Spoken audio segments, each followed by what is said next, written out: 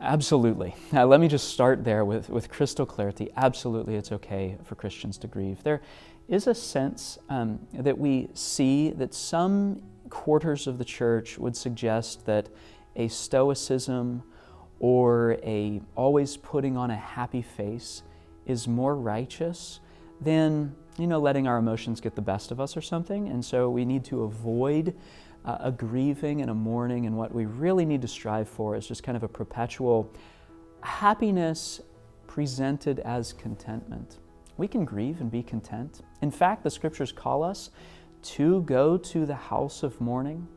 Solomon says in Ecclesiastes 7 that it is better to go to the house of mourning than to go to the house of mirth, and that the righteous are to take that to heart. So we're actually called to grieve and to lament and mourn well, and that is not a weakness of our faith. That is not something that we should just overlook as we consider it all joy as we face trials of many kinds. That's not an artificial happiness in the face of difficulty.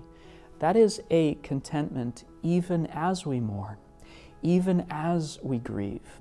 And so what I want the church to do is to weep with those who weep and mourn with those who mourn, and do that well, to come alongside of our brothers and sisters, to grieve with them, not to try to take that away and say, hey, stop grieving, stop mourning, you've had enough.